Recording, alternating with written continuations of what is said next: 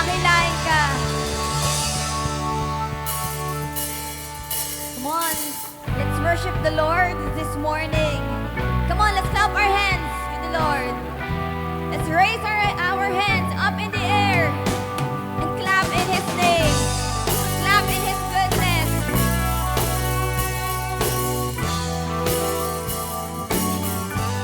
Sundan po natin yung lyrics. Seems like I'm surrounded. My enemies I see. With your love I hear resounding. This freedom I shall see. No trouble can destroy my hope. For your scars made me whole.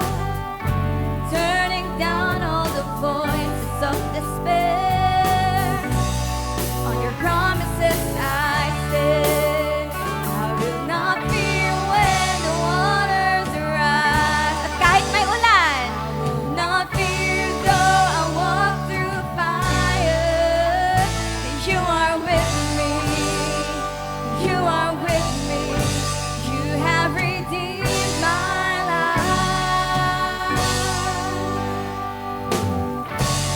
No trouble can destroy my hope. For your scars make me whole. Turning down all the voices of despair. On your promises I stand. On your promises I stand. I will not fear when the waters rise. I will not fear though I walk through fire. For you are with me.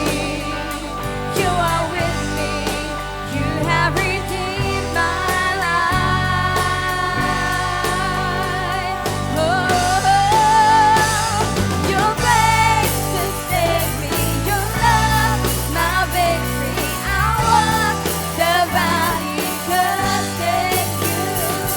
Your grace unfailing. Your love, my victory. I walk the valley trusting. Let's sing. Your grace sustain me. Your love, my victory. I walk the valley trusting you. Your grace unfailing. Your love, my victory. I walk the valley trusting you. Let's lift up our voice to the Lord. I will not fear when the waters rise. Let's declare. I will not fear though I walk through fire. I will not fear. I will not fear when the waters rise. I will not fear though I walk through fire. For you are with me. You are with me. You have redeemed my life. Let's sing once again. Your grace can save me. You love my victory. I walk the valley trusting you. Your grace unfailing. Your love my victory. I walk the valley trusting you. Your grace can save me. Your love my victory. I walk the valley trusting you. Your grace unfailing. Your love my victory. I walk the valley trusting you. Thank you, Lord. He will not fear, Lord God, when the water rise, Lord God. For you are the only God, and no one is like you, Panginoon.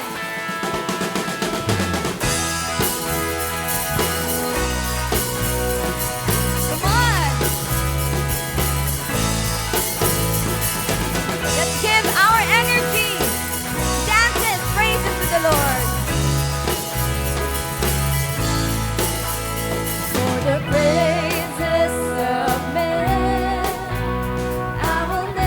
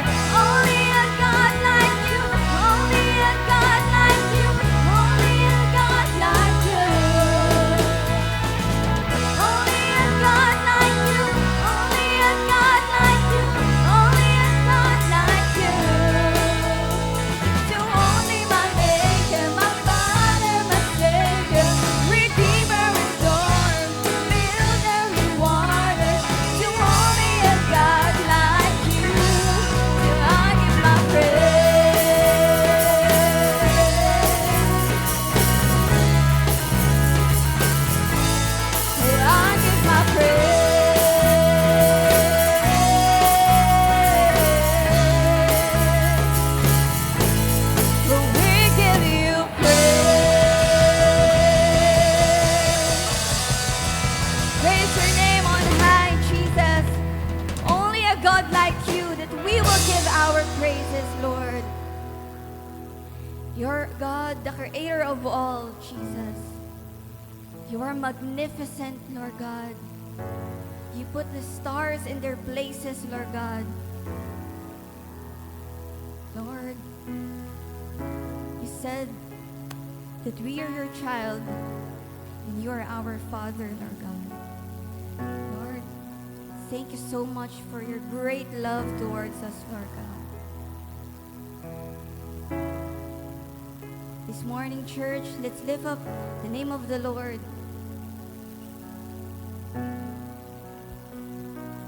And be all in His majesty.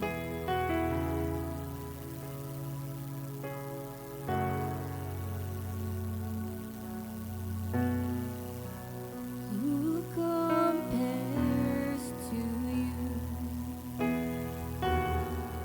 Who set the stars in their place? You calms the raging sea that came crashing over me. Who compares to you?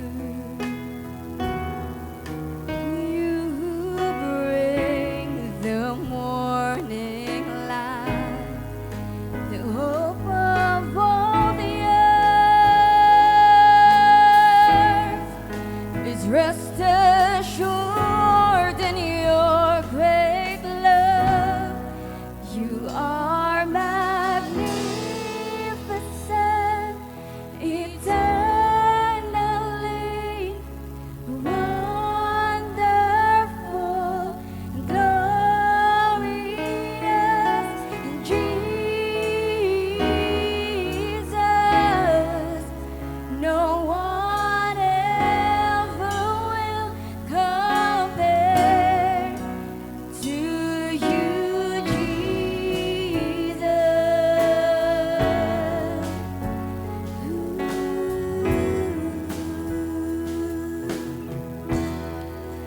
When the evening fades, you call forth songs of joy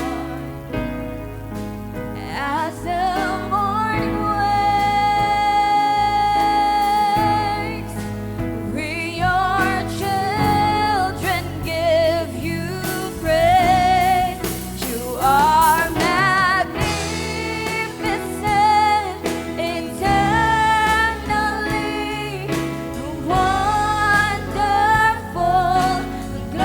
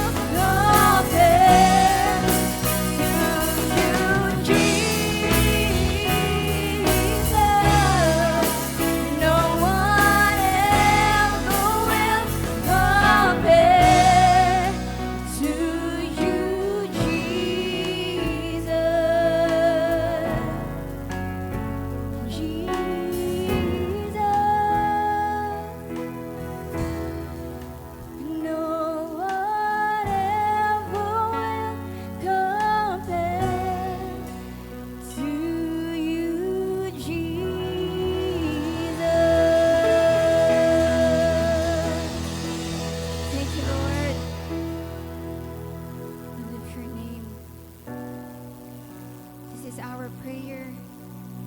Holy Spirit, consume us.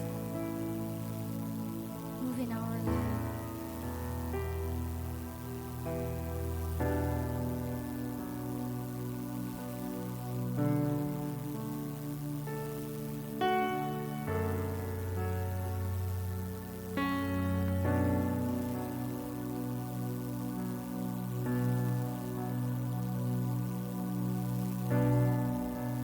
I know you desire more of me. I hear you calling out to me. Draw me to your presence where you are. Spirit of God, breathe on me.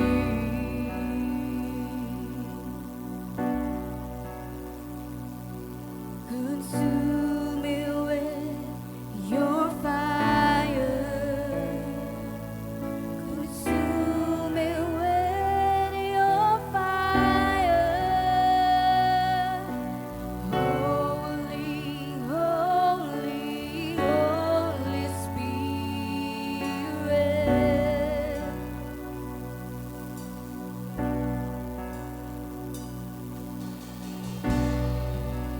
I know you desire more of me. I hear you calling out to me. Draw me to your presence where you are. Spirit of God, breathe on me.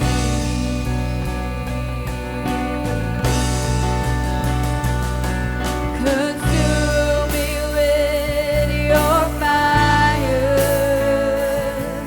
Consume me with your fire. Holy, holy, Holy Spirit. Consume me with your fire.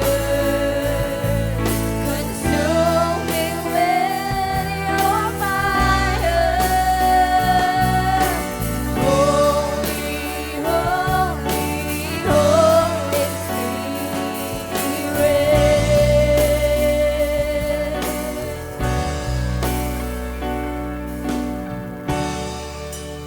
You are the light in me, the fire burning inside of me,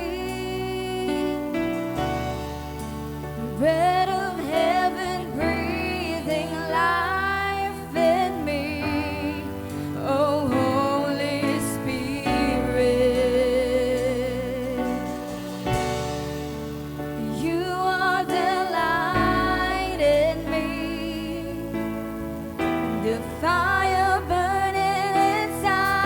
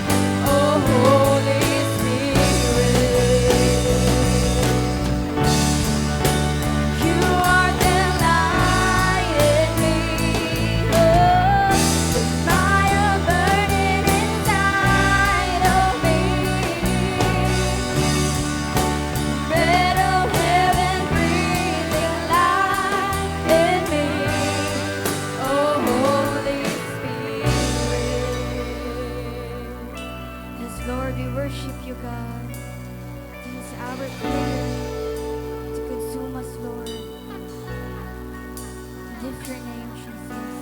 We want to encounter you, Holy Spirit. Consume me with your fire.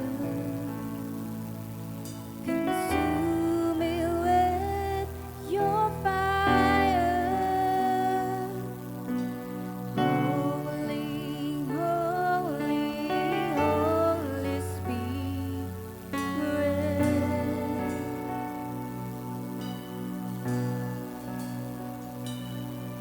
Consume me with your fire. Consume me with your fire. Holy, holy, Holy Spirit.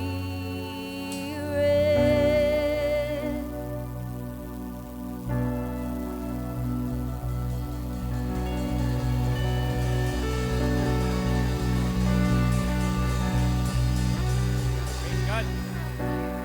Tayo po lahat ay manalangin.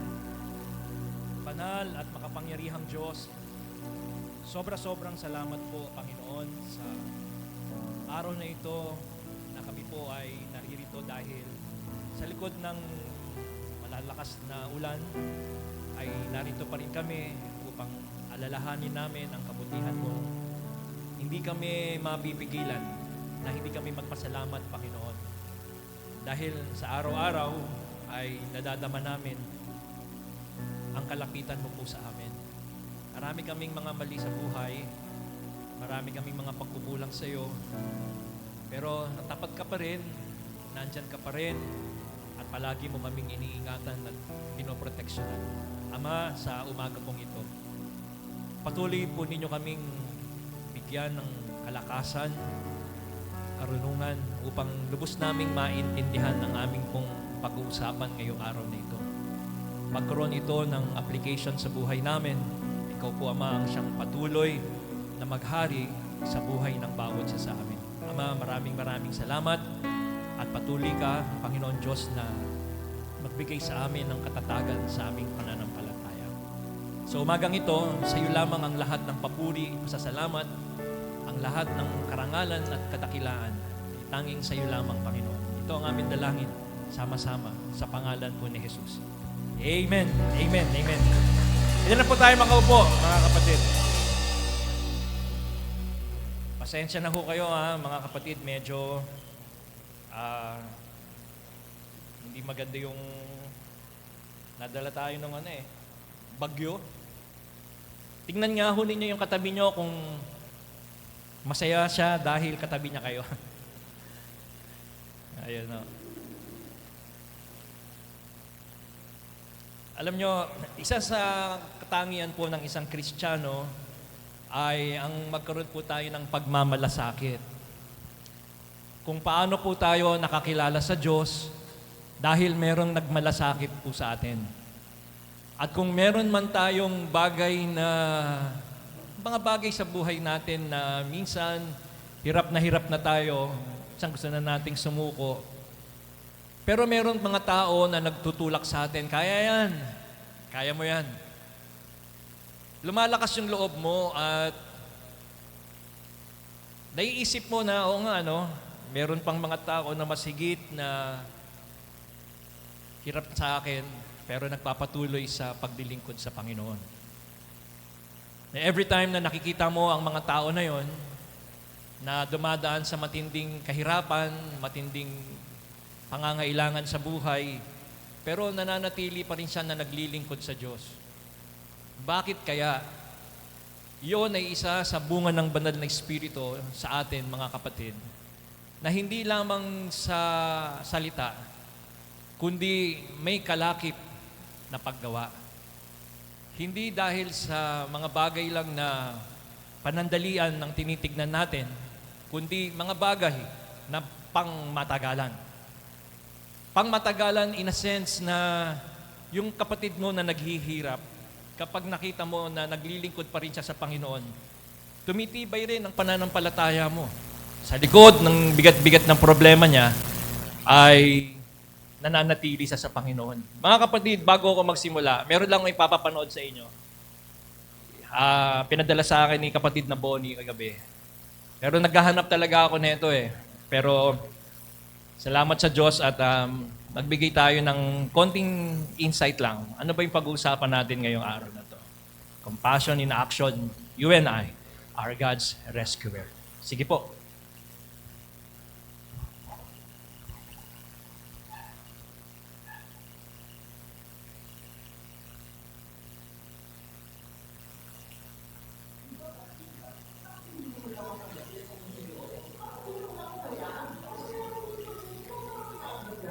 Kung iba-iba dyan sa isip para sa akin, mga kailangan sinuko. Uy, teka nga, ako patuloy mo magaya. Just want to say sorry. Isa man ako sa mga tao na nasakit sa'yo. Pero masaya ako na naniniwala ka ako at kasi sa kanya na talaga natin ang pagkakuha ng tunay na pagkakuha.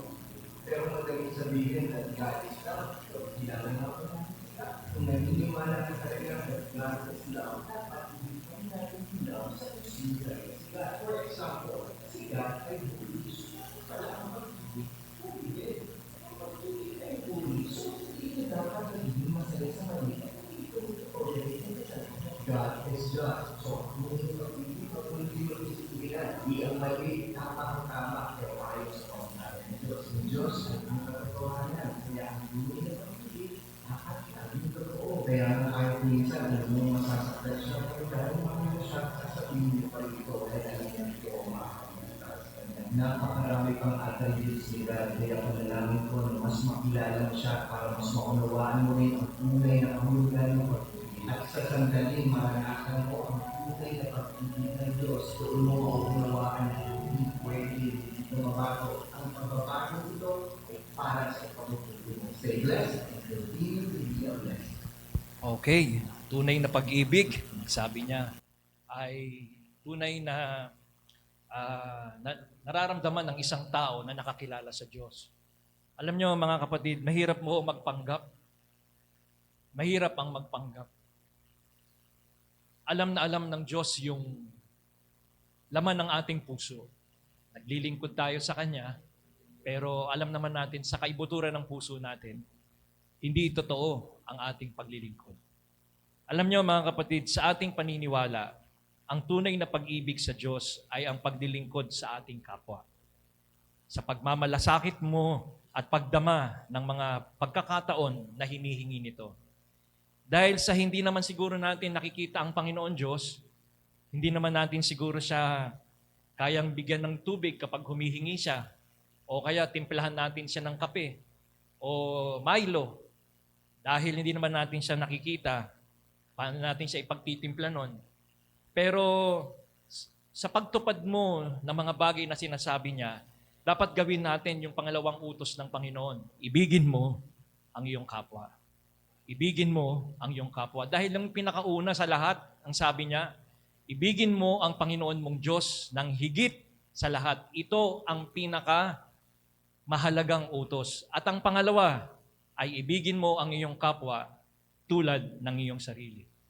Mga kapatid, sabi ng banal na kasulatan, sa Matthew chapter 22 verse 39, ito naman ang pangalawa. Ibigin mo ang iyong kapwa tulad ng iyong sarili. Ibigin natin ang ating kapwa. Pero paano yung kaaway natin? Iibigin pa rin natin yung kaaway natin. Yung tao na lumalapastangan sa'yo, yung tao na gumagawa ng mali sa'yo, iibigin mo pa rin. Yung tao na nagpapahirap sa'yo, every time na nakikita mo, pinapahirapan ka niya. Mga tao na nagbibigay sa'yo ng sakit ng kalooban. Mga tao na nagbibigay sa'yo ng kahirapan. Ang sabi ng Biblia, mamahalin mo pa rin sila. Ganon din ang kaaway. Ito ang pag-ibig sa Diyos. Ito ang paglilingkod at pagsamba din sa Diyos. Kumbaga, ito ang pagsamba sa Diyos, yung pagmamahal. Hindi mo ginagawa ng masama yung kapwa mo. Marunong kang mahabag, marunong kang magmahal. Hindi mo ginagawa ng masama, marunong kang magpakumbaba. at pagtulong sa abot ng iyong makakaya. Sabi po ng Romans chapter 12 verse 1, kaya nga mga kapatid, alang-alang sa masaganang habag ng Diyos sa atin, ako'y nakikiusap sa inyo, ang inyong sarili, naiaalay ninyo ang inyong sarili bilang isang handog na buhay, banal at kalugod-lugod sa Diyos. Ito ang karapat-dapat na pagsamba ninyo sa Diyos. Mga kapatid, ito ang marapat na pagsamba natin sa Diyos. Kahabagan ang dapat kahabagan. Mga kapatid, alang-alang sa maganang habag ng Diyos sa atin, ako'y nakikiusap sa inyo na ialay ninyo ang inyong sarili isang handog na buhay. Kaya nga ho, mga kapatid, ang marapat na pagsamba ay iharap natin ang ating sarili bilang isang haing buhay, banal, at kaaya-aya. Sabi po ng Romans chapter 6 verse 13, huwag na ninyong ipailalim sa kapangyarihan ng kasalanan ang aliman bahagi ng inyong katawan bilang kasangkapan sa paggawa ng kasamaan. Sa halip, pasakop kayo sa Diyos bilang mga taong namatay na at muling binuhay. At ihandog ninyo sa Kanya ang buo ninyong pagkatao bilang kasangkapan ng katwiran. Kaya nga ho, mga kapatid, sa atin, ihahandog natin yung ating sarili, hindi para lang sa ating sarili, kundi kasama yung ating kapwa na mamahalin din natin, maging ang kaaway natin, yung mga tao na nagbibigay ng sakit sa ating kalooban, mga tao na nagbibigay sa atin ng mga kahirapan sa buhay. Mamahalin pa rin natin sila. Sabi po ng Job sa Kabanatang 29, talatang 15, ako ay naging mga mata sa bulag at naging paa ako sa mga pilay. So ibig sabihin no, mga kapatid, magiging alalay tayo, magiging mata tayo. Ibig sabihin, tutulungan natin sila. Tulad nung aming mga kapatiran doon sa aming men's fellowship, doon sa bangketa po na halos karamihan doon, puro may kapansanan eh. Merong stroke, merong partial blind, may fully blind. Pero sa totoo lang, sila pa yung nauuna sa amin magpunta doon. Saan balot sila dumadaan? Meron sa gate, meron doon sa dulo. Pero pagdating ng araw ng aming pagtitipon, masayang-masaya kami. Nai-encourage kami. Bakit ho? Kasi para kaming, alam mo yun, yung pinag-uusapan namin, parang mga langgam kami. Ang pinag-uusapan namin doon, salita ng Diyos. Parang san-san kami dumadaan, san-san sila pumapasok, para lang mapakinggan namin ang salita ng Diyos. Alam nyo mga kapatid, sa ating paghihirap bilang mga kapatid sa Panginoon, tayo ang nagiging mga mata nila. Inaalalayan nila Kuya Omeng doon mula doon sa gate. Inaalalayan nila doon sila Brother June na bulag. Tayo ay nagiging mata. Tayo ay nagiging paa sa mga pilay. Alam nyo mga kapatid, sa atin bilang mga mananampalataya sa Panginoon, hindi natatapos ang paglilingkod natin dito sa loob lang ng simbahan. Dapat lalabas tayo mga kapatid. Hindi nangangahulugan na hanggang dito lang tayo sa loob ng simbahan magiging masipag na maglingkod sa Panginoon. Hindi o. Hanggang sa bahay natin, hanggang doon sa lugar na madalas tayong pumunta. Kaya nga ho, sa panahon natin ngayon, napapansin ba ninyo, nawawala na ang pag-ibig sa Diyos? Wala nang pag-ibig halos ang mga tao sa Diyos ngayon. Wala nga hong panahon para sumamba sa Diyos eh. Kasi ang iniisip nila, paano kaya ako yayaman? Paano kaya ako magkakapera? Paano kaya ako magiging famous? Paano kaya ako magiging magaling?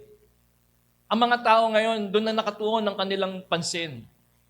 Napapansin nyo siguro sa panahon natin ngayon, wala nang pag-iibig sa Diyos, wala na rin pag-iibig sa kapwa. Kaya nga, bago dumating ang Panginoon, sabi niya sa Matthew chapter 24, sa bandang dulo, hindi ako nagkakamali, verse 13 o hanggang 15, at ang pag-ibig ng tao sa kanyang kapwa ay manlalamig na.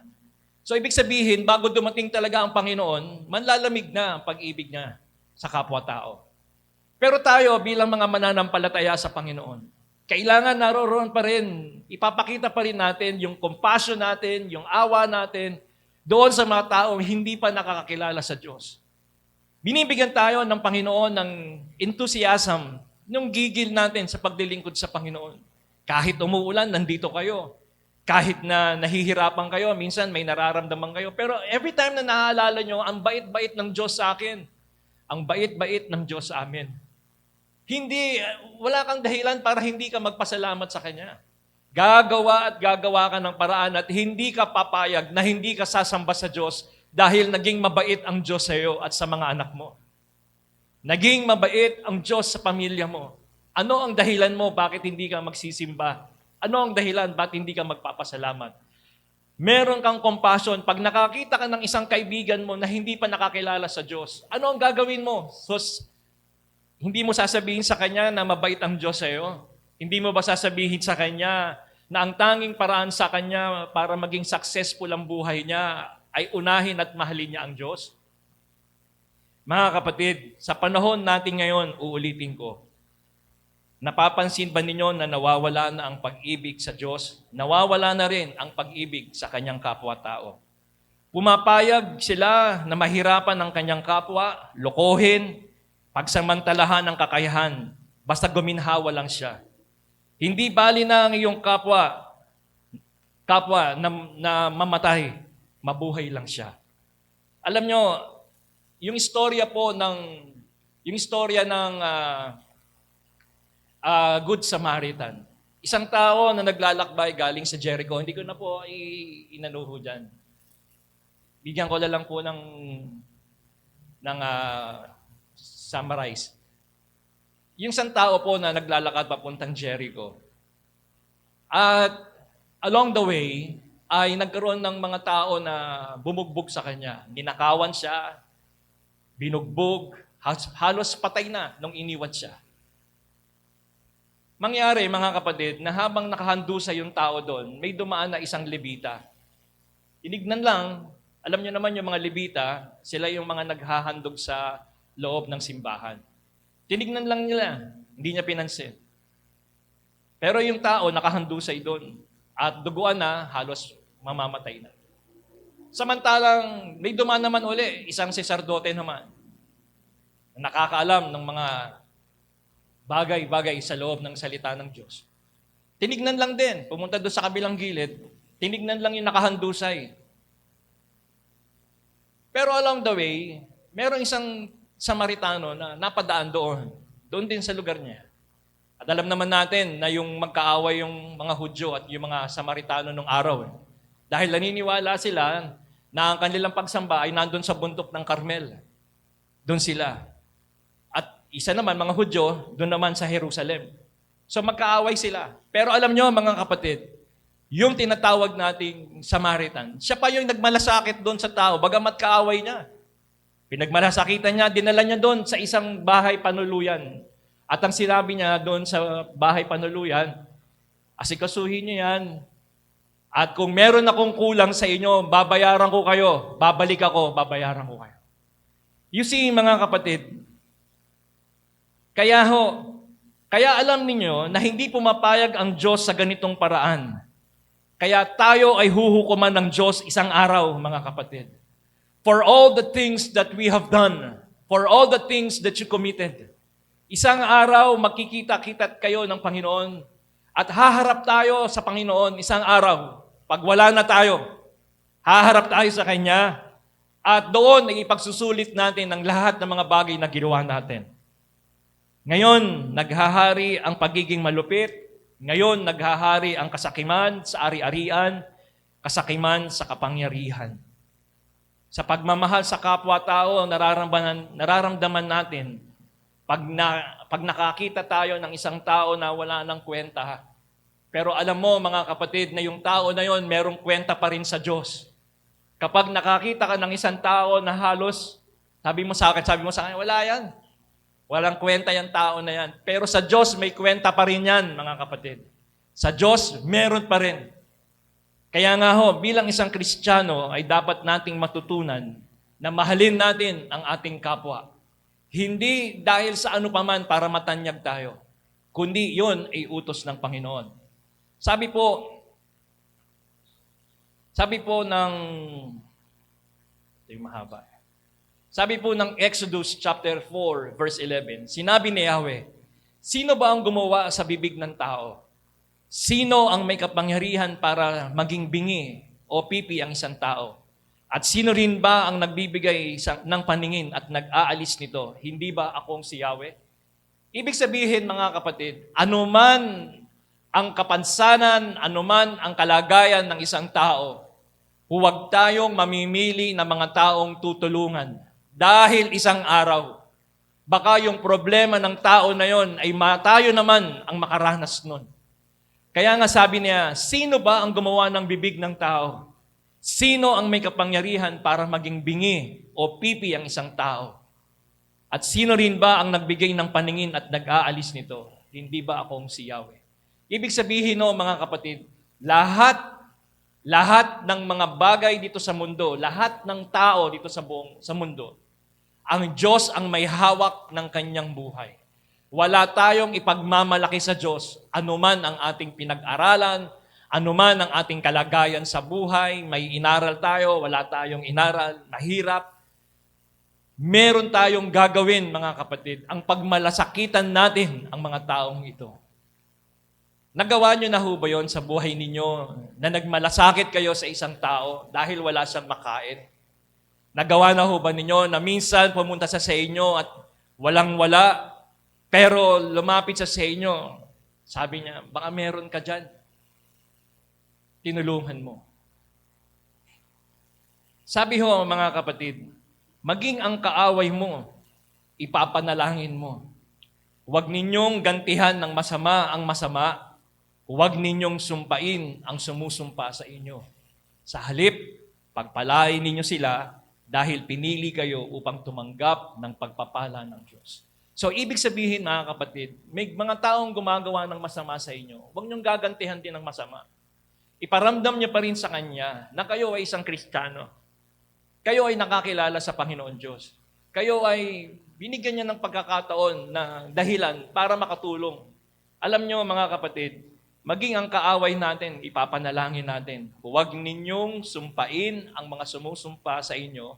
Sa halip, pagpalain sila dahil pinili kayo upang tumanggap ng pagpapala sa Diyos. Every time na ginagawa mo pa rin ng kabutihan yung taong gumagawa ng masama sa iyo, sabi ng Panginoon, pagpapalain kita. Iingatan kita. Ang hirap, pero kailangan nating gawin. Alam nyo, mga kapatid, alam natin na mababaliwala ang kabutihan na ginawa natin. If we have no love to God, kahit lahat ng mabubuti bagay gawin mo, kahit lahat din ng pananampalataya ay magawa mo na, maaring ito ay hindi pa rin sapat. Sabi ng banal na kasulatan sa 1 Corinthians chapter 3 verse 2-3, kung ako man ay may kakayahang magsalita ng mensahe mula sa Diyos at umunawa sa lahat ng hiwaga, kung nasa akin man ang lahat ng kaalaman at lahat ng pananampalataya, tingnan nyo mga kapatid, lahat ng pananampalataya, ano pa't nakapagpapalipat ako ng mga bundok, ngunit wala naman akong pag-ibig, wala akong kabuluhan. Nonsense. Void, mga kapatid. Madali mong ma-fake. Madali niyong ma-fake. Pero alam na alam ng Diyos ang laman ng puso natin, mga kapatid. Hindi natin kayang lokohin ang kapwa natin. Pwede natin maganda ang pagtingin natin sa Kanya, pagkausap natin siya, pero pagtalikod, hindi ko alam kung ano ang sinasabi natin sa Kanya. Kaya nga sabi niya, baka pagsalita ako ng lahat ng bagay. Kasi mga kapatid, ano man ang ginagawa nating kabutihan, kung wala naman tayong totoong pag-ibig na nanggagaling sa Diyos, baliwala lahat ng yan. Kahit lahat pa ng mabubuting bagay ay gawin mo, kahit lahat ng pananampalataya ay magawa mo na, maaring hindi ito sapat. Kaya nga mga kapatid, mababaliwala lang ang ginagawa mong kabutihan kung wala tayong totoong pag-ibig. Sabi yun ng banal na kasulatan, dito po, at kung ipamigay ko man ang lahat ng aking mga ari-arian at ialay ang aking katawan upang sunugin, ngunit wala naman akong pag-ibig, wala rin akong mapapala. Wala lahat yan. Kung wala at hindi naman totoo sa loob ng puso mo, ang pagtulong sa isang kapwa, sa isang tao, bagamat matagal ka na mananampalataya sa Panginoon, Pero very hesitant ka naman na tumulong kapag may pangangailangan yung kapwa mo. Kaya nga ho, mga kapatid, sabi po ng Matthew chapter 22, verse 37, sumagot si Jesus, ibigin mo ang Panginoon mong Diyos ng buong mong puso mo, buong kaluluwa, at buong mong pag-iisip. Kaya nga ho, mga kapatid, tatandaan natin, salvation requires three things. Ano po yun? Sabi dito, samantala nananatili ang tatlong ito, ang pananampalataya, ang pag-asa, at pag-ibig. Ngunit ang pinakadakila sa mga ito, ang pag-ibig. Kung wala kang pananampalataya, hindi ka magiging kalugod-lugod sa Panginoon. Sabi po ng Hebrews chapter 11 verse 6, hindi maaaring kalugdan ng Diyos ang walang pananampalataya sa Kanya. Sapagkat ang sino mang lumalapit sa Diyos ay dapat sumampalatayang may Diyos at Siya ang nagbibigay ng gantimpala sa mga humahanap sa Kanya. Kaya nga ho, mga kapatid, kapag wala kang pananampalataya, hindi ka magiging dapat sa Panginoon. Dapat may pag-ibig ka. Ano ba? Kapag may pag-asa, magpapatuloy ka kasi umaasa ka eh. Bilang sa atin, pag sinabihan tayong, kaya mo yan, may pag-asa pa, di ba magpapatuloy ka pa rin? Bagamat nakikita mo na parang lose hope ka na, pero may nagsasabi sa iyo, kaya pa yan. Nagbibigay sa iyo ng pag-asa na magpatuloy ka sa paglilingkod mo sa Panginoon o maaari doon sa problema na dinadanas mo. Sabi po ng Ephesians, ito ang dahilan kung bakit tayo gumagawa, mga kapatid. Kung ano tayo ngayon ay gawa ng Diyos at sa pakikipag-isa natin kay Kristo Jesus ay nilikha niya tayo para saan? Para saan po? Nilikha niya tayo para saan? Para sa mabubuting gawa na inihanda niya noong una pa man upang gawin natin.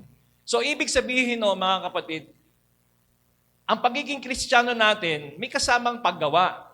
Although, hindi ito magiging dahilan para tayo maligtas kasi tinapos ng Jesus yung lahat ng bagay sa buhay natin para maligtas tayo. Pero ang paggawa ng mabuti ay resulta lang ng ating pagkakilala sa Diyos. Ang paggawa natin ng mabuti sa ating kapwa ay resulta ng ating pagkakilala sa Panginoon. Kaya nga, ito ang dahilan, mga kapatid. Ito ang dahilan kaya tayo gagawa. Kung ano tayo ngayon, kung ano ka ngayon, ay gawa ng Diyos at sa pakikipag-isa natin kay Kristo Jesus. Ay nilikha niya tayo para sa mabubuting gawa na inihanda niya noong una pa man upang gawin natin. Kaya nga ho, mga kapatid, kapag tayo ay nakasalubong na makagawa tayo ng mabuti, dahil sa panahon na yon na nakagawa tayo ng mabuti, ay kinakausap ka ng Panginoon Diyos. Gawan mo ng mabuti yan. Nagugutom yan. Gawan mo ng mabuti. Kaya nga ho, naalala ko, may mga kapatiran kami doon na, naalala ko, hindi ko yung tinata si kapatid na Omeng. Isang araw, yung kapatiran namin na may, ano yun, pangalan ng Kuya Omeng, yung Pilay, ang tawag doon, sino yun? Si Joel. Oo. Nang time na yon, basang-basa si Brother Joel eh. Basang-basa yung damit niya. Kasi kinuha siya ni kapatid na Eugene na magtrabaho doon. Basang-basa. Alam nyo, mga kapatid, sa pagmamalasakit ng kapatid na Omeng, nung time na yun, naiiyak nga ako eh. Umuwi yung kapatid na Omeng, kumuha ng t-shirt. Kumuha ng t-shirt. Kulay puti pa. Ibig sabihin, mga kapatid, sabi ni Kuya Omeng, kasi pag nagkasakit yan, paano na yung mga anak niya? Walang tutulong dyan. Kaya nga ho, nung time na yon, naiiyak ako. Pero pinigil ko lang yung ko kasi, siyempre, maraming beses na niya nang ginagawa yun na gumagawa siya ng ganun bagay sa mga kapwa. May compassion siya eh. Alam niyo yun, hindi sa salita, gawin mo. Pag binigyan ka ng isang opportunity ng Diyos at nakasalubong ka ng isang pagkakataon para makagawa ka ng mabuti, gawin mo. Sinasabi ng Diyos sa iyo yun. Gawin mo. Kaya nga ho, dahil sa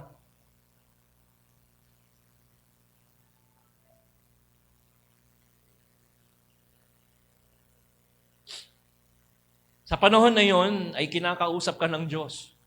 Yung puso mo ang kinakausap ng Diyos sa panahon na yon, mga kapatid. Dahil ang Diyos ang namamahala ng panahon. Nakakita ka ng isang panahon, nakakita ka ng isang opportunity na makagawa ka ng mabuti. Ano ang sinasabi ng Diyos sa iyo? Pagkakataon mo na makagawa ka ng mabuti. Binigyan ka ng Diyos ng isang pagkakataon, isang opportunity na makagawa ka ng mabuti. Pagkakataon mo na para ipakita sa Kanya. Sabi ho ng banal na kasulatan, dito po sa Kawikaan, chapter 3, verse 27 to 28. Ang kagandahang loob ay huwag ipagkait sa kapwa. Kung ikaw ay may kakayahan na ito ay magawa. Kung mayroon ka ngayon ng kanyang kailangan, huwag mong sasabihin, bumalik ka na lang bukas. Bukas siya ibibigay. Pag may pagkakataong kang gumawa, gawin mo na. Huwag mo na ipagpabukas pa, sabi niya. Ang kagandahang loob ay huwag mong ipagkait sa iyong kapwa. Kung ikaw ay may kakayahan na ito ay magawa. Kung mayroon ka ngayon ng kanyang kailangan, huwag mo nang sasabihin, bumalik ka namang bukas. May pagkakataon ka naman eh. Kaya nga ho, ano ang sabi po ng Galatians chapter 6 verse 10? Kaya nga, basta may pagkakataon ay gumawa tayo ng mabuti sa lahat ng tao. Lalo na sa mga kapatid natin sa pananampalataya. You see, mga kapatid, kaya nga, basta may pagkakataon ay gumawa tayo ng mabuti sa lahat ng tao, lalo na sa ating kapatid sa pananampalataya. Kaya nga ho, utos ng Diyos na gumawa tayo ng mabuti. Kailan mo gagawin ang panahon? Ang Diyos ang nagbibigay, ang Diyos ang nagsiset ng panahon sa buhay natin, mga kapatid, para bigyan tayo ng opportunity. Ang Diyos, siya ang nagbibigay ng opportunity o dahilan para makagawa tayo ng kabutihan. Sabi dun sa binasa natin sa Kawikaan. Ang kagandahang loob ay huwag mong ipagkait sa kapwa at kung ikaw ay may kakayahan na ito ay magawa. Kung mayroon ka ngayon ng kanyang kailangan, huwag nang sasabihin, bumalik ka bukas. Bukas ibibigay. Sabi ho ng Matthew chapter 5 verse 42, bigyan mo ang nanghihingi sa iyo at huwag mong tatanggihan ang nanghihiram sa iyo. Kaya nga ho mga kapatid, every time na gumagawa tayo ng mabuting bagay sa ating kapwa, tatandaan natin, ang Diyos ang nagbibigay ng opportunity sa atin para makagawa tayo ng mabuti. Hindi dahil para mapasalamatan tayo ng mga tao na yon, kundi ang lahat ng papuri, ang lahat ng pasasalamat ay sa Diyos. Bigyan mo ang nanghihingi sa iyo at huwag mong tatanggihan ang nanghihiram sa iyo. Kaya nga ho, mga kapatid, humihingi ng pagkakataon na ito. Pakiramdam mo, kinakausap ka ng Diyos kapag ka may lumalapit sa iyo. Sa oras na yon, sabi doon, pakainin mo, gutom yan. Ang Diyos ang naglalagay sa puso mo noon, mga kapatid. Ang Diyos ang nagbibigay sa loob ng puso mo. Gutom yan, pakainin mo. Bigyan mo ng bigas, wala talaga yan eh. Every time na ginagawa tayo ng mabuti sa kapwa-tao natin, pinalalakas ng Diyos ang kalooban natin para lalo tayong maglingkod sa Kanya dahil ang Diyos ang magbibigay ng gantimpala sa atin. Mga kapatid, ano po ang sabi ng 1 John? Sabi po sa 1 John 3:17 to 18, kapag nakita ng isang may kaya sa buhay ang kanyang kapatid na nangangailangan at pinagkaitan niya ito ng tulong, masasabi bang siya'y umiibig sa Diyos? Mga anak, huwag tayong magmahal sa pamamagitan ng salita lamang, kundi patunayan natin ito sa pamamagitan ng gawa. Huwag lang sa salita, lagyan natin ng paggawa. Alam niyo mga kapatid, ang pagkakataon, isang opportunity, ang Diyos ang naglalagay sa puso mo para makagawa ka nito. Kapag nakita mo yung isang tao hirap na hirap at meron ka naman, bigay mo. Pagkakataon yun, mga kapatid. Ang Diyos ang naglalagay sa puso mo nito. Kaya nga ho, ang mga tao, may mga tao na sinasabi kapag tinutulungan mo ang kapwa mo, tinuturuan mo maging tamad. Yung nakita niyo yung mga nanghihingi sa kalye, nanghihingi ng pera. Okay lang yun, mga kapatid. Sasabihin, wag mong bigyan yan.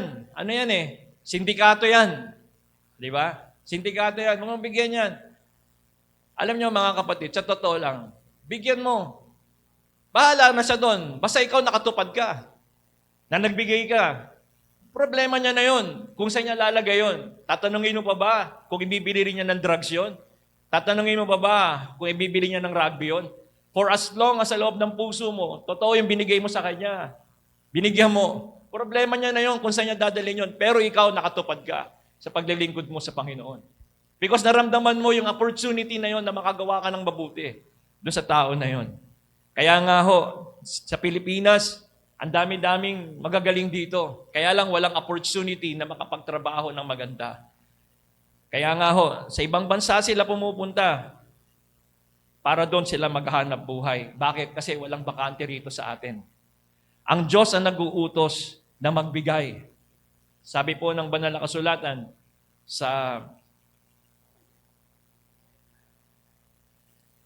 sabi po sa Gawa, sa lahat ng pagkakataon, ipinakita ko sa inyo na sa pamamagitan ng ganitong pagtatrabaho ay dapat ninyong tulungan ang mahihina.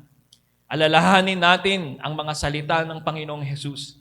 Higit na pinagpapala ang nagbibigay kaysa tumatanggap. Kaya nga ho, mga kapatid, ang Diyos ang nag-uutos. Kanino? Sa atin. Na alin? Magbigay. Magbigay. Bakit? Mapalad daw, higit na pinagpapala ang nagbibigay kaysa sa tumatanggap. Mapalad tayo na nagbibigay ng saklolo doon sa mga tao na yon. Saklolo tayo, pero huwag mo nang ipagsasabi sa kapitbahay mo. Sabi mo ng Matthew, kaya nga kapag nagbibigay ka ng limos, huwag mo nang ipag-ingay. Pag-ingay pa, gaya ng ginagawa ng mga mapagkunwari sa mga sinagoga at sa mga lansangan upang sila ay purihin ng mga tao. Tandaan ninyo, tinanggap na nila ang kanilang gantimpala. Sa halip, kapag nagbibigay ka ng limos, huwag mo nang ipapaalam ito sa iyong matalik mong kaibigan. Gawin mo ng lihim, gawin mong lihim ang iyong pagbibigay ng limos. At ang iyong ama na nakakita ng kabutihang ginawa mo ng lihim, ang siyang magbibigay ng gantimpala sa iyo. You see, mga kapatid, ang masakit, kapag tumutulong ka, pinamamalita mo pa. Ako tumulong dyan kung bakit nakapasok ng trabaho yan Ako nagbigay dyan kung bakit may nakain yan Sabi ng Biblia, wag mo nang pagsabi, yung nakakaalam. Yung binigay mo ng kaliwa, wag mo nang paalam doon sa kanan pa. Kaya nga ho, mga kapatid, tatandaan natin, Diyos ang gaganti sa atin, kaya nga ho, wag mo nang ipagmamalaki. Sabi po ng Romans chapter 13, verse 7, ibigay ninyo sa bawat isa ang nararapat sa kanya. Magbayad kayo sa mga dapat bayaran at magbigay kayo ng buwi sa dapat buwisan. Igalang ninyo ang dapat igalang at parangalan ninyo ang dapat parangalan. Bigay nyo para sa kanya yung para sa kanya. What is due for him? Bigay mo sa kanya, mga kapatid. Kaya nga ho, tatandaan natin, ano man ang physical condition ng isang tao, whether meron siyang mabigat na kapansanan, whether wala siyang pinag-aralan, bigay mo yung paggalang mo pa rin sa kanya. Kung nangangailangan siya ng tulong, why not? Pagkakataon yun, that is an opportunity, mga kapatid, na ang Diyos ang nagbubukas ng pagkakataon para makatulong ka. Ang Diyos ang gagawa ng paraan. Yan ang ambag mo kapag ikaw ay naglilimos. Sabi po ng Kawikaan, chapter 19, verse 17, parang pagpapautang kay Yahweh ang pagtulong sa mahirap. At pagdating ng panahon, si Yahweh ang magbabayad. Ang Diyos pa ngayon ang may utang sa atin. Every time na gumagawa tayo ng mabuting bagay, sabi ng Biblia, parang pagpapautang kay Yahweh ang pagtulong sa mahirap. At pagdating ng panahon, si Yahweh ang magbabayad. You see, mga kapatid, Si Lord patuloy ang may utang sa atin. Every time na gumagawa pala tayo ng mabubuting bagay, may utang ang Diyos sa atin. One time, ang Diyos naman ang magbabayad sa atin sa kabutihan na ginawa mo doon sa mga tao na yon. Magugulat ka na lang. Papaano nangyari na makalusot ka sa isang mabigat na problema? Dahil may tumulong din sa iyo, ang Diyos ang gumawa ng paraan na yon. Kaya nga ho, mga kapatid, sabi po ng banal na kasulatan, sa Matthew, sa Kawikaan chapter 28, verse 27, ang tumutulong sa mahirap ay hindi magkukulang, ngunit susumpain ang nagbubulag-bulagan. You see, alam mo na meron pangangailangan ng isang tao, ang isang kapatid na lumapit sa iyo. Meron ka naman eh. Sabi yun. Sabi ng pinsan mo o pamangkin mo, meron ka ba dyan? Wala eh. Pero meron ka. Meron ka ba dyan? Wala kasi kaming pambiling gamot eh. Wala ang pambiling bigas eh. Meron ka naman. Pero ayaw mong bigyan. Sabi ng Panginoon, ang tumutulong sa mahirap ay hindi magkukulang, ngunit susumpain ang nagbubulag-bulagan. You see, mga kapatid, tatandaan natin, ang Diyos ang siyang magbibigay sa atin ng gantimpala isang araw. Papalitan ng Diyos ang lahat ng pagtulong na ginawa mo. Hindi siya bulag, hindi siya nakakalimot na tulungan ka dahil hindi ka rin nakalimot na tumulong. Kaya nga, tatandaan natin, regardless kung ano ang kanyang physical condition, regardless kung ano ang kanyang status sa buhay, kapag dumating yung kahirapan sa kanya at may pagkakataon ka na makagawa ng mabuti sa kanya, ang Diyos ang nagtutulak sa loob ng puso mo na gumawa ng mabuting bagay. Nakikita mo ang Diyos sa kanya dahil tinulungan mo siya. Kaya nga ho, mga kapatid, sabi po ng Luke chapter 6 verse 35, sa halip, mahalin ninyo ang inyong mga kaaway at gumawa kayo ng mabuti sa kanila. Magpahiram kayo na hindi umaasa ng anumang kabayaran. Sa gayon, malaking gantimpala ang tatamuhin ninyo at kayo'y magiging mga anak ng kataas-taasang Diyos. Sapagkat siya'y mabuti kahit sa masasama at sa mga hindi marunong magpasalamat. You see, mga kapatid, kahit hindi ka marunong magpasalamat, mabait pa rin ang Diyos sa'yo. Kahit hindi ka nga nagsisimba kumakain ka pa rin. Kahit nga dami-dami mong problema sa anak mo, sa asawa mo, at least, nakikita mo pa rin ang kabutihan ng Diyos sa buhay ninyo. Hindi kayo nagkukulang. Kaya nga ho, mga kapatid, sabi po dito, sa halip, mahalin ninyo ang inyong mga kaaway. Tingnan niyo kung ano nangyari doon sa Good Samaritan. Kaaway niya yun eh. Pero bakit ginawa niya ng mabuti? Pero yung mga tao na nandun sa simbahan, yung mga tao na nakakaalam ng salita ng Diyos, nilampasan lang yung tao eh. Pero yung kaaway niya, yun ang nagmalasakit sa kanya. Magpahiram kayo na hindi umaasa ng anumang kabayaran. Sa gayon, malaking gantimpala ang tatamuhin ninyo at kayo'y magiging mga anak ng kataas-taasang Diyos sapagkat siya'y mabuti kahit sa masasama at sa mga hindi marunong magpasalamat. Ang pagkait natin ng habag o awa na pwede o maaari naman nating gawin ng walang pag-ibig ng Diyos sa atin ay hindi siya nakatira sa buhay mo. Kapag ginagawa mo lang yon para matanyag ka lang, hindi yon para sa Diyos. Kasi sabi ko nga sa inyo kanina pa, madali mong ma-fake. Superficial. Kaya nga ho, yung may kakayahan na dumamay sa walang-wala, sinasagip mo. Mga kapatid, yung naawa ka, nagmamanifest sa iyo na may Diyos ka sa buhay. Ulitin ko, kapag naaawa ka at tumutulong ka, nagmamanifest ang Diyos sa buhay mo. All the acts of love, all the acts of cooperation, all the acts of helping hand, pagdamay, pagtulong, pagmamahal, ay mga pagkakataon na kapag may gumagawa nito, dito ay nakikita mo ang Diyos na tumutulong sa kapwa mo at ikaw ang ginagamit ng Diyos sa pagkakataon na yun. Because God is a compassionate God. Because God is a merciful God. Kapag may nangungutang na pambili ng bigas, meron ka naman, bigay mo. Kahit hindi ka nabayaran, okay na. Wala eh. Ganun talaga mga kapatid. Sa pagdilingkod natin sa Diyos, kasama pera. Sa pagdilingkod natin sa Diyos, kasama pagod, hirap, puyat, para lang makaakay ka ng kaluluwa para sa Panginoon. Kaya nga, di ka mabayaran, pambili ng gamot, ayos na. Sabi po ng 1 Corinthians 10:24, huwag ang sariling kapakanan ang unahin ninyo, kundi sa iba.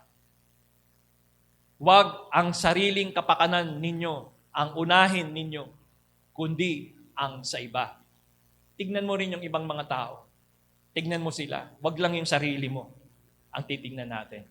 Kaya nga ho mga kapatid, ang Diyos ay hindi nakakalimot. Ang Diyos ay hindi nakakalimot. Sabi po dito, sa halip, tularan ninyo ang ginagawa ko. Sinisikap kong mabigyang kasiyahan ng lahat ng tao sa bawat ginagawa ko. Hindi ko inuuna ang sarili kong kapakanan, kundi ang kapakanan ng marami upang maligtas sila. You see, mga kapatid, sa pagdilingkod talaga natin sa Diyos, kasama pera. Kasama lahat. Ano raw yung gusto lang natin? Ang gusto natin ay maligtas sila tulad natin. Ginagawa natin ng palahat ng paraan para maakay natin sila sa Panginoon. Yun, mga kapatid. Kaya nga, sa halip, tularan ninyo ang ginagawa ko at sinisikap kong mabigyan ng kasiyahan ang lahat ng tao sa bawat ginagawa ko. Hindi ko inuuna ang sarili kong kapakanan, kundi ang kapakanan ng marami upang maligtas sila. You see, gagawa ka ng mabuti, mga kapatid, hindi natatapos na mananampalataya lang tayo. May gagawin tayo, mga kapatid. Tumulong sa ating kapwa. Kaya nga ho, meron akong isa pang bagay na gusto kong ipaalala sa atin, mga kapatid. Sa pagmamalasakit natin sa ating kapwa, kasama rito yung paglilingkod mo sa Panginoon. Sabi po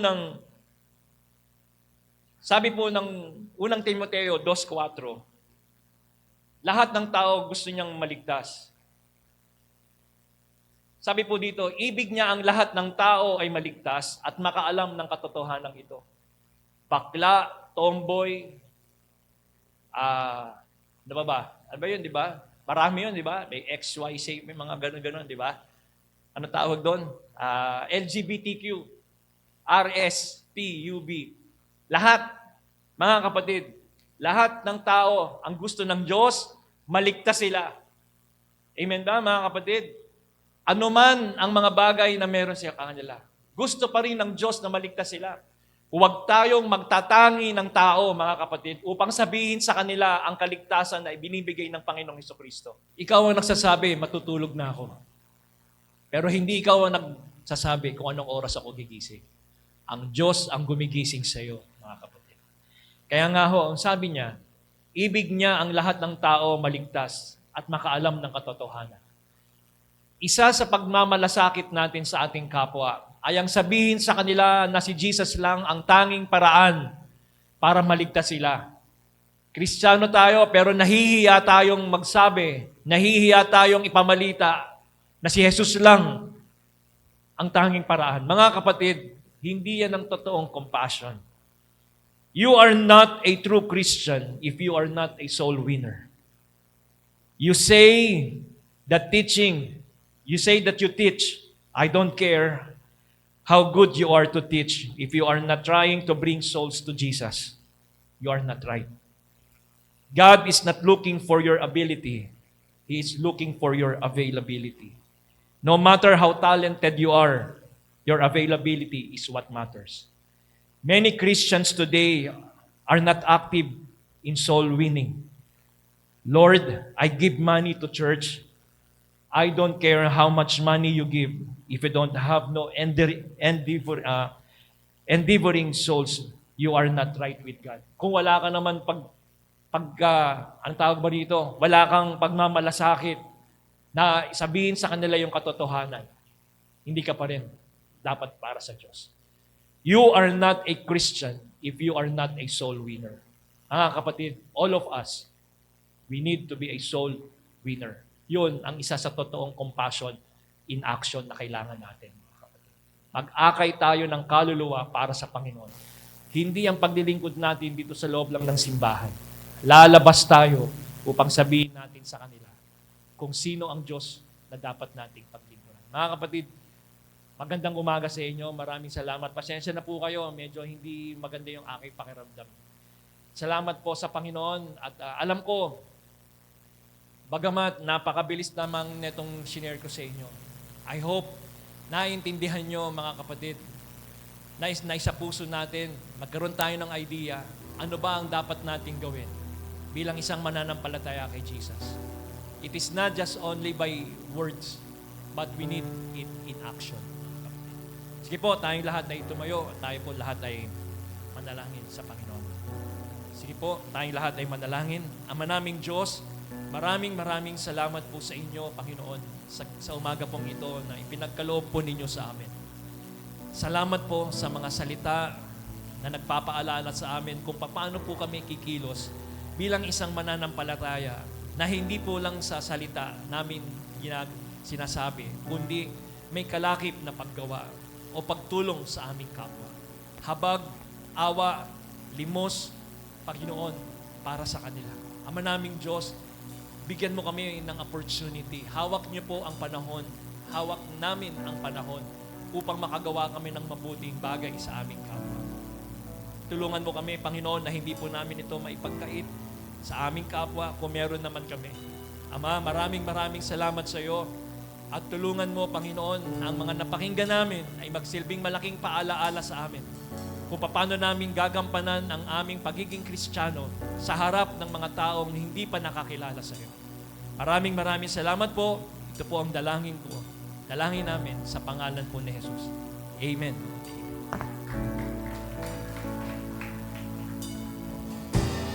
Tayo po muli ay umawit sa Panginoon. Consume us, Lord God.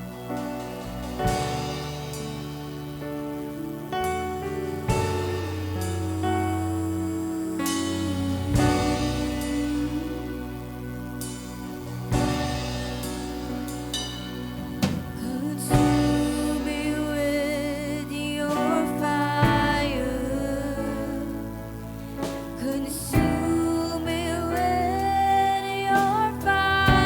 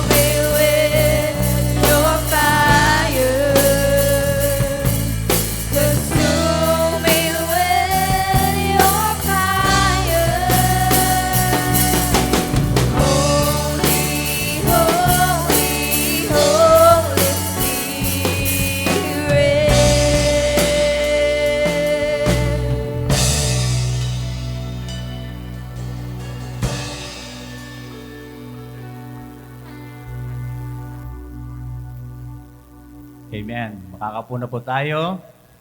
Isang mapagpala at maulan na umaga sa bawat isa. Tayo po ngayon ay nadadako na sa tithes and offering at alam ko na ang bawat isa ay handa na magbigay sa ating Panginoon. Hallelujah. Ibasahin lang po ako. Mahal ba natin ang Panginoon? Amen. Kapag iniibig natin ang Panginoon ay hindi issue sa atin ang pagbibigay, lalo na sa pagdating sa tithing. Dahil ito ay tanda ng ating pasasalamat sa lahat na blessing nating natatanggap at pagsunod sa kanyang utos. Dapat sa ating pagbibigay ay may kagalakan sa ating mga puso at may pag-ibig. Kaya tayo nagbibigay dahil mahal natin ang Panginoon at ito'y nanggagaling sa ating kalooban. Kaya salamat sa Panginoon na oportunidad nito na muli tayo makakapagkaloob sa ating Panginoon. Tunay nga na magbigay tayo na may kagalakan sa ating mga puso. Sabi nga sa 1 Corinthians 9:7, ang bawat isa ay dapat magbigay ayon sa sariling pasya, maluwag sa loob at hindi napipilitan lamang, sapagkat ang ibig ng Diyos ay kusang pagkakaloob. Amen?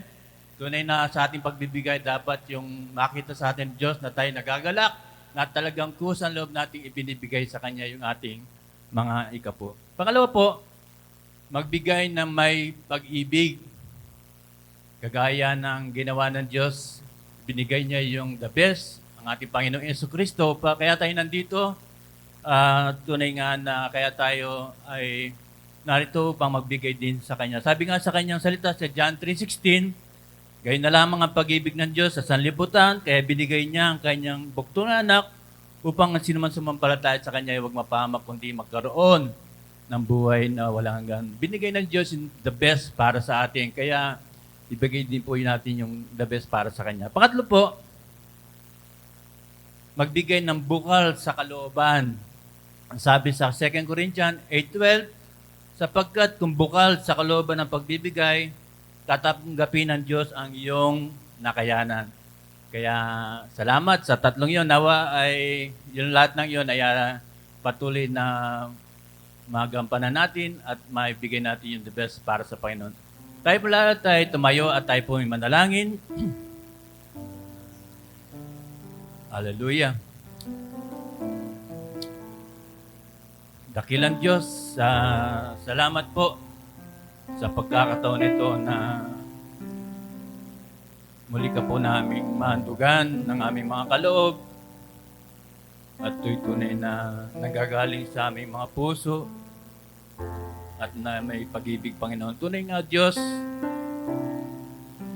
Ikaw ang unang umibig sa amin, kaya binigay mo yung the best upang kami hindi mapahamak kundi magkaroon ng buhay na walang hanggan. Kaya Lord, patuloy na mangusap sa bawat isa nandito ngayon, Lord, upang patuloy din po namin maibigay yung the best para sa iyo. Tunay nga yung biyaya ay sapat, sagana, kahit kailan na hindi mo kami pinagkulang, O Diyos. Sapat ang yung biyaya sa iyong mga anak, O Lord. Kaya marapat lang na kami magbalik ng para sa iyo, Panginoon, yung 10 bahagi ng mga kinita, at yung sa offering, Panginoon, tunay na ito'y nararapat na ibigay namin sapagkat ito ang utos mo, Lord. Sabi mo nga, Lord, kung mahal ka namin, susundin namin ang iyong mga utos. Kaya salamat po sa umagang ito. Alam ko, Diyos, patuloy kang mangungusap sa bawat isa at mawawala yung issue tungkol sa pagbibigay ng tithing sapagkat minamahal ka namin, O Lord. Kaya salamat po sa lahat ng mga pagpapala na namin pong natatanggap at tatanggapin pa, O Diyos, sapagkat ang iyong biyaya nga po, Diyos, ay para sa mga anak mo na patuloy na sumusunod at patuloy na nagbibigay sa iyo, Lord. Kaya I pray, O Lord, patuloy mong pagpalain ang mga pinagkakakitaan ng aming mga kapatid, mga trabaho nila, Panginoon, ang mga business, at ikaw rin po, Diyos, ang siyang patuloy na magbigay ng mga pagkakitaan ng mga kapatid namin na wala pong kakayanan na magbigay sa iyo, Lord. Salamat sa lahat, O Diyos. Tunay napakabuti mo, dakila ka, O Diyos, kahit kailan na hindi mo kami pinagkulang. Kaya marapat lang na patuloy ka namin papurihan, pasalamatan, at tanghalag yung kabanal-banal na pangalan. Salamat po, Diyos. Ito po ang aking dalangin sa pangalan ni Jesus. Amen.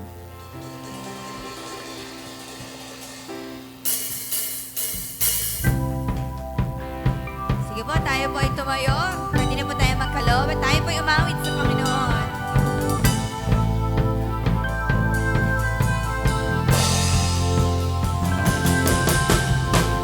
Through you, I can do anything.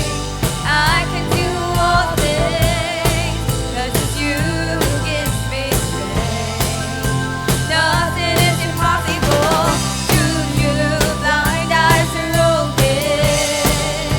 Strongholds are broken. I am living by faith. Nothing is impossible. I believe, I believe. I believe, I believe in you. I believe, I believe. I believe, I believe in you. I believe, I believe. I believe, I believe in you. I believe, I believe. I believe, I believe in you. Through you, I can do anything. I can do all things. 'Cause it's you who gives me strength. Nothing is impossible. Through you, blind eyes are open. Strongholds are broken. I am living by faith. Nothing is impossible. I believe, I believe. I believe, I believe in you. I believe, I believe. I believe, I believe in you. At minsan pa po natin palakpakan ng Panginoon. Hallelujah. Hallelujah, hallelujah. Isang bagay po, yung tayo po ay makaramdam po ng kalungkutan kapag nakakita po tayo ng isang tao po na nahihirapan. Ano po? Pero isang bagay din po yung tayo po ay tumigil at gumawa po ng paraan para yung nahihirapang tao ay matulungan po natin. At bilang pong mga pamilya po ng Diyos, ang ine-expect po sa atin ng Lord ay hindi lamang po tayo makaramdam ng kalungkutan, kundi humakbang po tayo. Yung kalungkutang naramdaman po natin sa dinadanas ng iba, ay humakbang po tayo para po tayo po ay gumawa ng paraan para makatulong sa tao na yon, maibsan ang kanyang pinagdadaanan. Yun po yung compassion and action. Kasi ang Diyos hindi lamang po siya nahabag sa atin. Gumawa siya ng paraan para maabot tayo. Kaya bumaba si Kristo para sa atin. Siya po yung atin. At tayo po, simula po nang tayo maging pamilya ng Diyos, tayo ay naging bahagi po ng compassionate rescuer. Mga rescuer po tayo at ang intention natin, bakit tayo nagre-rescue?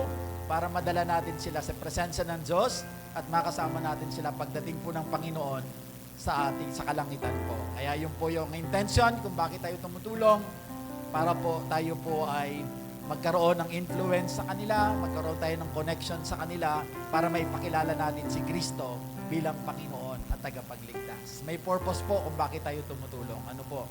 So, palakpakan po natin ang Panginoon at minsan pa tayo po ay manalangin po. Dakilang Diyos, banal at mapagpala, maraming salamat po sa oras po na ito na minsan pa, Lord, ay tinipon niyo po kami upang patuloy, Lord, na magbigay po ng parangal, magbigay po ng luwalhati at higit sa lahat sumampalataya at manambahan sa iyo bilang Panginoon at aming tagapagligtas. Nandito rin kami, Panginoon, upang patuloy po magpasalamat sapagkat alam namin, Panginoon, ang bawat linggo ng aming buhay, Panginoon, na pinagkakatiwala niyo po sa amin, nagtatagumpay kami dahil po sa iyong hawa, dahil sa iyong habag at sa iyong biyaya sa bawat isa sa amin. Kaya po ang araw na ito ay araw po ng aming pasasalamat sa nag-iisang Diyos na hindi kami pinapabayaan at hindi kami iniiwanan magpakailanman. Kaya Lord, salamat po sa likod po ng hindi magandang panahon. Nandito po ang bawat isa, hindi po natinag sapagkat alam namin ang kalagahan ng pagtitipong ito na sinabi po sa iyong salita, Lord, sa Hebrew 10:25, Panginoon. Kaya Lord,